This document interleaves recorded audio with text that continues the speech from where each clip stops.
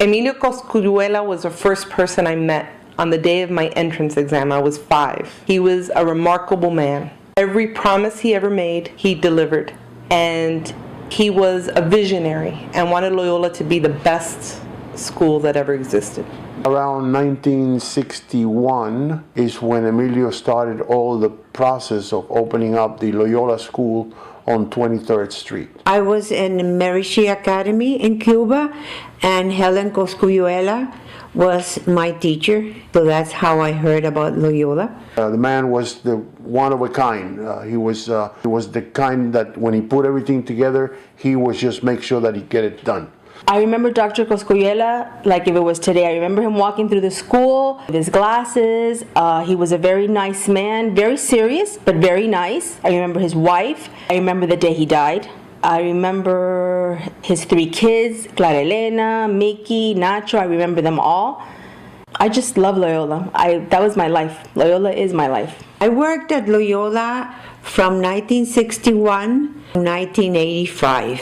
I started as a teacher. 2nd, 3rd, 4th grade.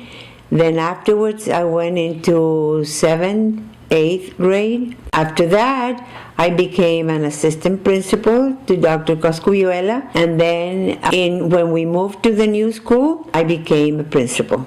January of 1961, we were a group of about 7 students from nursery all the way to 7th grade. We had no high school at that time. We had no cafeteria. Everybody had to bring their own food. He called me and he said he was kind of ill and he wanted me to just kind of come back and kind of, work in the school, kind of continue this dream. Because this man was a dreamer. I remember about Dr. Emilio Cosculluela and his family. They opened their arms to me and they became my second family. In 1973, unfortunately, our great leader, Dr. Emilio Cosculluela, passed away. And we made a promise to ourselves that we were going to win one for him. And we got really lucky, and we worked hard with our coach, Evelio Hernandez. He had us practice a lot, and we did it. We brought the trophy back home.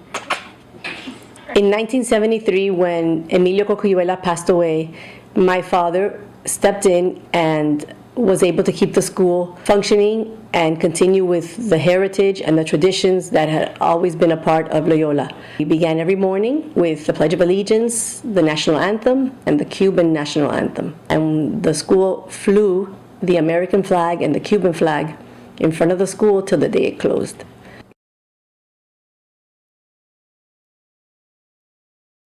My grandparents wanted to enroll my brother in Loyola, and they wanted me to go to Baldor. My mom decided very, very last minute that wasn't going to happen. We both had to go to the same school, and I don't know how. We just both started. Never went to Baldor. I started in 1973 and graduated in 1979. My parents enrolled me in Loyola because my mother wanted me to speak Spanish. My dad's American and she is Cuban, so she thought I'm going to put her in a school where she can learn about her Cuban roots. Well, I started Loyola in 4th grade and I graduated in 79. We moved from New Jersey when I was starting 1st grade and started there in 2nd grade until I graduated. And they just felt that it was going to be a better education and a better fit for me, and it was. I attended Loyola for 11 years, and I graduated in the year 1981, the great class of 1981. I was 3 years old when I started Loyola, so they just stuck me in there. And then it just went from 3 years old all the way till I graduated. My parents enrolled me in Loyola because I was getting bullied at W.R. Thomas. I started in 7th grade, and I think it was 77, and I graduated in the 82, the best class. I think so. I was lucky enough to have a baseball scholarship at Columbus and Loyola, and I ended up going to Loyola basically because my best friend, Rolando Casanova, who we were at St. Timothy's together, he was going there, so that's what made me go there, but it was definitely a good decision. I went to Loyola in 7th grade. My dad worked for Loyola as a bookkeeper, or actually he was the accountant.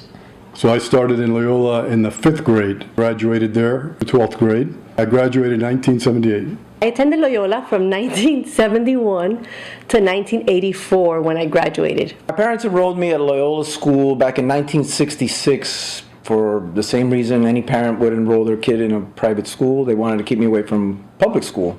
Two of us, I think, made it the whole 13 years together. I was a really bad girl and I got kicked out of public schools. But luckily, my neighbor across the street was Mr. Carlos Benitez. That's how I ended up in Loyola. I started Loyola in 1977 and I graduated in 1981. Woo-hoo. I started Loyola in the fall of 1977, and I graduated in 1981. My father, Guillermo Salamea, was the managing editor of Diario Las Américas, and he had a very good relationship with Carlos Benitez. As most of you know, my mom actually worked at Loyola. She was a teacher there and eventually became the principal. So I was enrolled just because my mom worked there and I went.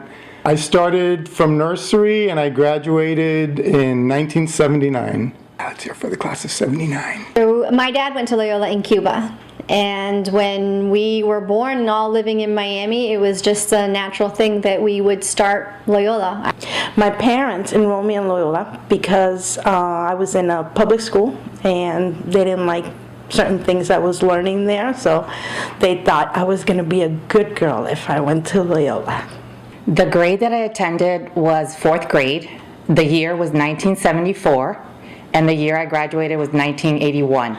My parents enrolled me in Loyola because they didn't like the public school I attended when we moved from New York. I started in 3rd grade in 1970 and graduated in 79. We had moved. I used to go to Conchita Espinosa, so I went to another Cuban school. I started there in 5th grade. Coming to Miami was a definite culture shock. I had no idea about the Cuban history or who Jose Marti was, language barriers. I got myself in a lot of trouble utilizing very Colombian words that were not appropriate in the Cuban language. I graduated in 1981. They wanted for my brother and I to be exposed more to our Cuban roots, I guess, for lack of a better way of putting it. We are a very proud bunch, actually, and I don't think I would have been able to feel how I feel today had I not had the experience that I had at Loyola. I started in 3rd grade and graduated, the last graduating class, 1989.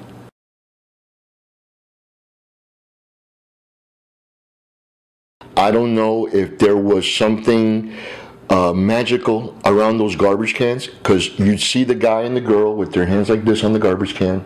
Some of them have been together for 35, 40 years, and I guarantee you there's maybe 15 couples like that, and some of them are here tonight. There was a lot of Loyola couples. We all dated within the school. We all traded boyfriends and girlfriends. I had about 2 or 3 that I dated in Loyola. Our class in Loyola had some very beautiful women. Dia Carballo, Diana Pascual, Liliana Carmose, Linda Roth. I mean, I can go on. We had many. Most of the time I was in Loyola, I was with Roy Perozo.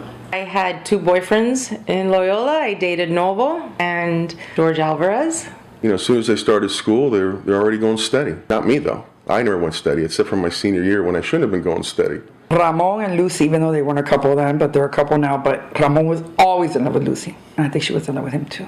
Lando and Elvira Alonso, and Carol and Rudy Gomez. Rick Gonzalez and Lucy Fernandez. Me and my first girlfriend ever. 10th grade, I met this mammoth female called Mirta.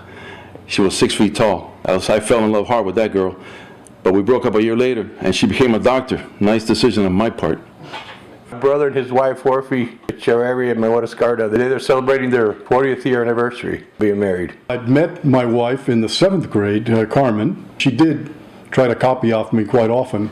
We'll keep the crushes to myself that I had on the different boys in Loyola. But with the one that I will mention is my husband, because I met him in Loyola summer camp in 1977. That I would have to say would be my lifetime crush, and that's my husband, Ahmed. My list of crushes at Loyola is a very long list. But all my brother's friends were off the table. I couldn't talk or look at any of them. There was one crush who ended up being a very, very good friend, Ricky Calienes, and if he's at the reunion, I'm going to die of embarrassment. We became really good friends, and he turned out to be someone that was like a big brother Always. I did date my husband, Jim Wellborn, all through high school. It seems like everybody in Loyola was hitched. The Loyola couple that I remember most is Betty and Jack. Jack and Betty. Jack and Betty, of course. I remember Jack and Betty. Betty and Jack. Jack and Betty. I guess everybody has that one at first, right? Betty and Jack. Jack and Betty, obviously. Betty and Jack. Jack and Betty. Betty and Jack. My mom, Betty Gazzola, who was an amazing, I don't know how she did it. She had me when she was so young. They were my best friends, and there were many adventures that we were all part of and participated in. They were the most amusing couple because they kept everybody entertained and entertained each other. Saw everything evolve from the beginning. We were on summer recess, and I was working at the school, and in walked Betty Lynn Garcia. I went to the cafeteria and I ran into Mr. Jack Gazzola. We've been inseparable since 1977, and this year it will be 40 years we've been together. Married for 36, but we've been together for 40 years. And Loyola brought me you. And the rest is history. Heaven help me.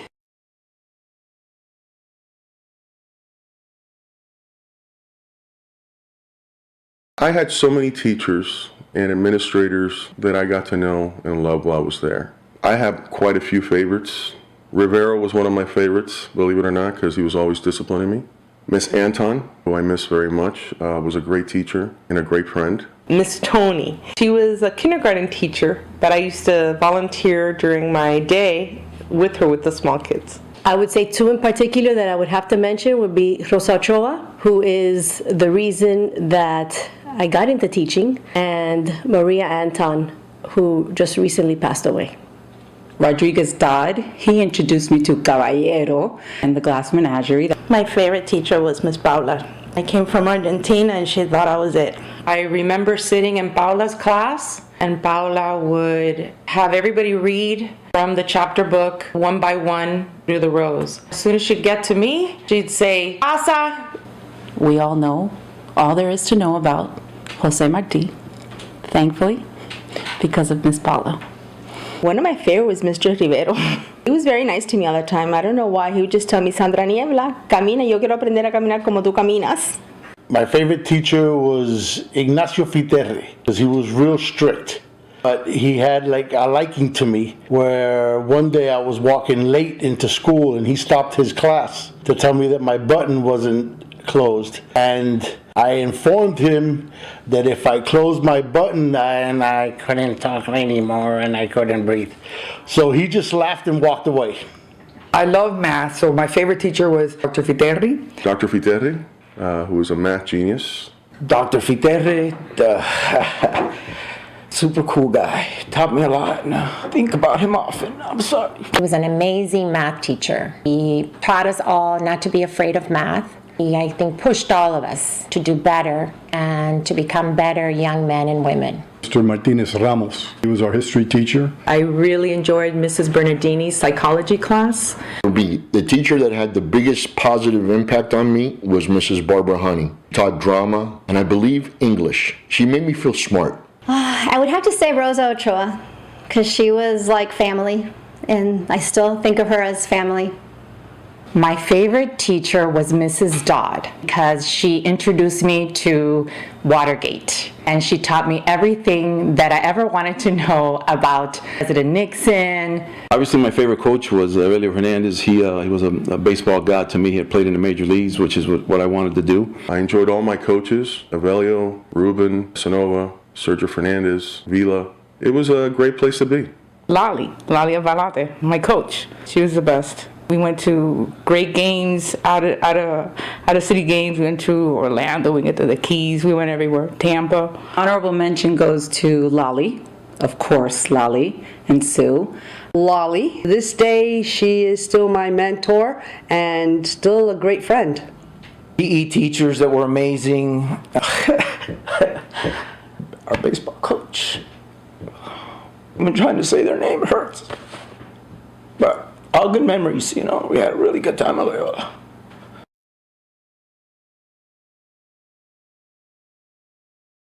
Hey, por aquí. Tú y tú conmigo. Guys, it's time for the mile. Let's go to the track. It's Friday. El botón, si ahora se la combata. Muy bien. Señor, el botón.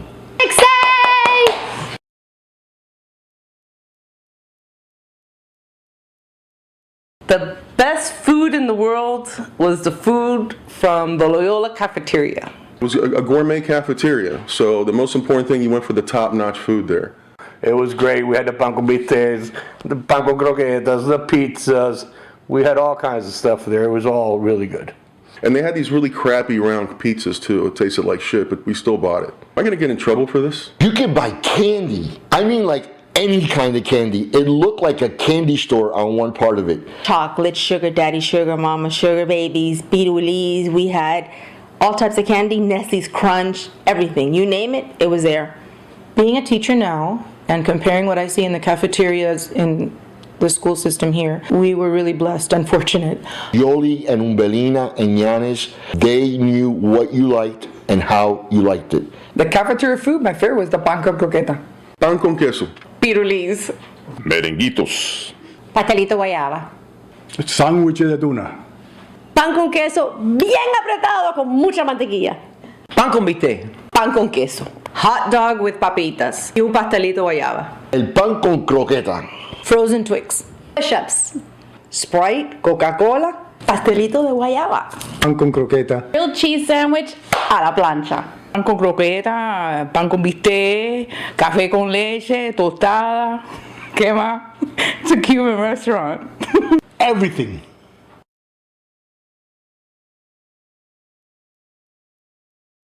I got in trouble at school. Not major things, just maybe cheating, skipping. Skip school to go to Arbetter's and Frankie's Pizza. Used to jump the fence. And Loyola students would skip. We would go have Sarusi sandwiches, and we would always get caught. On skip days, we would go to McDonald's, and it was fun. Anybody likes to skip. Everybody thought I was so nice all the time and so sweet that I got away with murder. I never got in trouble because I never got caught. I got away with a lot of stuff. When they told me I had a detention, it was fun because I got out of football practice. We would skip school just to see General Hospital. I mean, they didn't have DVR or anything back then, okay? We got caught, and it was me, Betty, Susie, Jack, Maggie. It was just funny because we got suspended. It was awesome. Did I ever get in trouble? I don't think there's a day that went by that I didn't get in trouble. No, the question is not did I ever get in trouble in school, is when was I not in trouble in school, but it was usually somebody else's fault. Let me tell you about the Great Christmas Raid. I want to tell you a secret right now that I don't know if it's ever been released, to the public. Lucy Fernandez is a criminal. Lucy Fernandez was the brains behind the Great Christmas Raid. There was one year, for whatever reason, they had this Christmas contest. And it was who's going to have the prettiest Christmas class that nobody really gave a shit about. So we figured the way to win it would be to sabotage the other classrooms. Beautiful, beautiful, excellent artwork by throwing it all on top of the roof. One day we come into school, all the classrooms had been emptied and put on the flat roof right above the school. Yes, it was Lucy Fernandez, Lucy, married to Ramon Silveira. It was all her idea, and she even brought a blowtorch. She wanted to burn the whole classroom down. We stopped her. I once died at a Loyola fair. I fell into the tilt-a-whirl, broke my nose. Somebody saved my life. I'm here because of George I. Alvarez. I was on the tilt-a-wheel. I was with a little classmate that I kind of had a crush on, and I got very nauseous and threw up all over him. We had a lot of games, you throw darts and stuff, and there was also some other type of games there which I really don't want to speak about, but everybody had a real good time. Well, the famous Loyola Tombola must have been the greatest thing ever, because thank God for that, we got our Olympic-sized pool and our gymnasium. Sports, you got all day. I wanted to play football a little bit, but Evelio Hernandez saw me throwing the ball as a quarterback, and he said, "You're not doing that anymore. I need for you to pitch." This is what I wanted to do, and taught me enough where I was able to get a baseball scholarship at the University of Miami and play a little bit with the Kansas City Royals at the major league level.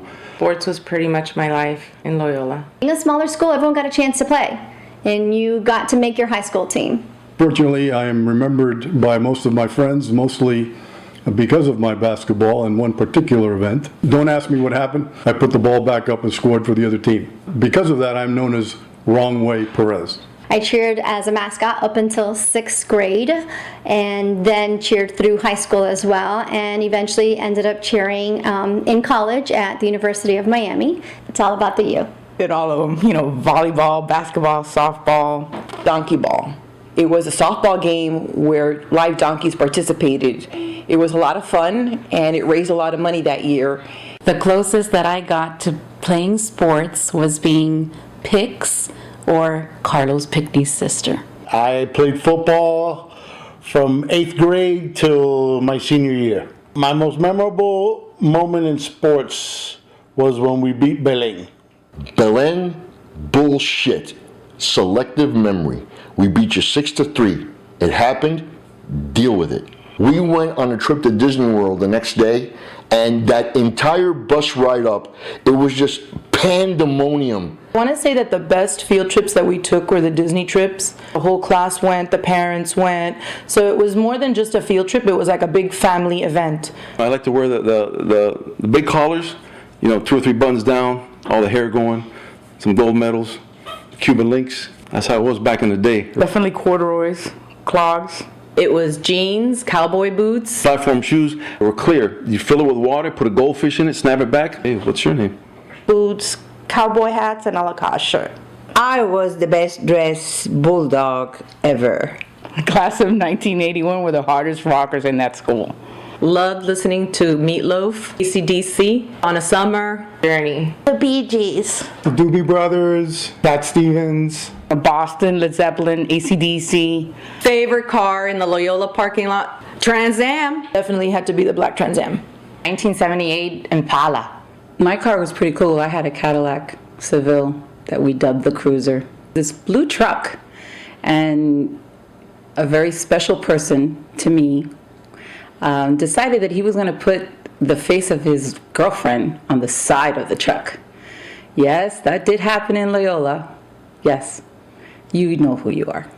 My ride in high school was a 1969 Mustang Mach 1 with side pipes that Carmen Compion can still attest to. 351 Cleveland, and it hauled ass, and I still have it. The speakers in Jack's car were so loud, they'd move my ass.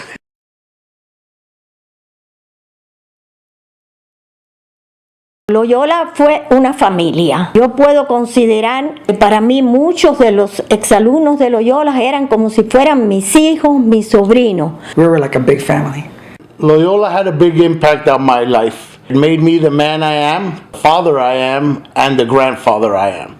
It's a sense of family that you can never ever replace. Unfortunately, it's not there, and it's something that I miss to this day. It's because of the family and the bond that we built through all these years. It's my family. And it's something that I'll never forget. I missed the first one, and I can't wait for this one to come. I'm so excited for the day to come. We're here! I can't wait to see you all.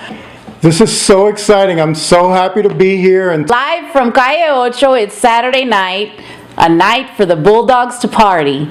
I am so happy to be here, I could probably shit my pants.